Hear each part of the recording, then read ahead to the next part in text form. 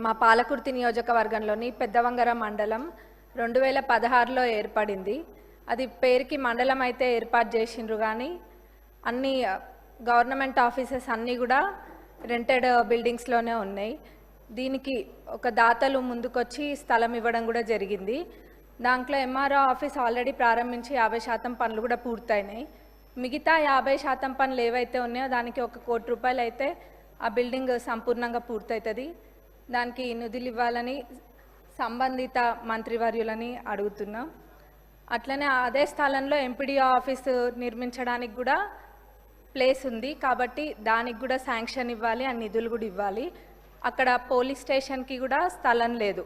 Police station కూడా rented బిల్డింగ్లోనే ఉంటుంది కాబట్టి పోలీస్ స్టేషన్కి కూడా స్థలము మరియు నిధులు ఇవ్వాలని కోరుకుంటున్నా ఇన్ఛార్జ్ మినిస్టర్ గారిని, అట్లనే సంబంధిత మంత్రివర్యులని కూడా. ఇంకా మా పాలకుర్తి నియోజకవర్గంలోని పాలకుర్తి మండల్లో బస్ స్టేషన్, ఆ బస్ స్టేషన్ అయితే ఎవరు పట్టించుకున్న నాదుడే లేడు ఇన్ని రోజులు. మొన్న ఒక పెద్ద యాక్సిడెంట్ జరిగింది, బస్సు లారీ 2 కూడా ఢీకొన్నాయి. అయితే అక్కడ ఒక పాలకుర్తి సెంటర్ అని ఉంటుంది, ఆ సెంటర్లోనే బస్ స్టాండ్ అనేది యూజ్ చేయకుండా ప్రయాణికులు అందరూ కూడా అక్కడనే బస్ ఎక్కుతారు. ఎప్పుడు కూడా ఆ బస్ స్టేషన్ అనేది యూజ్ చేయలేదు. మన ప్రజాప్రభుత్వం అధికారంలోకి వచ్చినాక అక్కడికి వెళ్ళి అదంతా క్లీన్ చేయించి ఇక్కడ లేదు బస్ స్టేషన్ ఇక్కడనే వాడాలి, రోడ్ పైన ఉంటే ప్రమాదాలు జరుగుతాయని చెప్పి అక్కడ దాన్ని ఏదో అట్లా నడిపిస్తున్నాము. కానీ అక్కడ డెవలప్మెంట్ అనేది చాలా అవసరం. అది అసలు కూడా పరిస్థితి బాగాలేదు, శిథిలావస్థలో ఉన్నట్టుగా ఉంది. కానీ ఇప్పుడు ఏదో టెంపరీగా అయితే క్లీన్ చేసి పెయింటింగ్ అవన్నీ కూడా వేసిండ్రు. ఆ బస్ స్టేషన్ డెవలప్మెంట్కి నిధులు ఇవ్వాలని ట్రాన్స్పోర్ట్ మినిస్టర్ గారిని, ఇన్ఛార్జ్ మినిస్టర్ గారిని కూడా అడుగుతున్నా. అట్లనే అన్నిటికన్నా ముఖ్యంగా మా పాలకుర్తి నియోజకవర్గ ప్రజల చిరకాలపు కోరిక దేవాదుల కింద ఉన్న ఫేజ్ 3 ప్యాకేజ్ 6లోని పాలకుర్తి మరియు చెన్నూరు రిజర్వాయర్లది. దాని ద్వారా మొత్తము 77,890 ఎకరాలకి సాగునీరు అందియొచ్చు. ఇది ఎంత నిర్లక్ష్యానికి గురైందంటే గతంలో అసలు మొత్తము 20-30% పనులు కూడా 10 ఏళ్లలో ఎప్పుడు కూడా పూర్తి కాలేదు. నేను గతంలో కూడా అడిగితే మన ఇరిగేషన్ మినిస్టర్ గారు సానుకూలంగా స్పందించి రివైజ్డ్ ఎస్టిమేట్ వేపిస్తే మొత్తం ఒక 1015 కోట్ల దాకా రివైజ్డ్ ఎస్టిమేట్ కూడా వచ్చింది.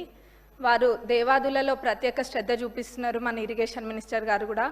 ఎందుకంటే తక్కువ దాంతో ఎక్కువ ఆయకట్టుకి నీళ్ళు వస్తాయని చెప్పి ప్రభుత్వం వచ్చినాక, మన ప్రజాప్రభుత్వం అధికారంలోకి వచ్చినాక అదే చేస్తున్నారు. ఎక్కడైనా కానీ తక్కువ ఖర్చుతోటి ఎక్కువ ఆయకట్టు ఎక్కువ వస్తుందో అట్లాంటి ప్రాజెక్టుల పైన దృష్టి పెట్టడం జరిగింది.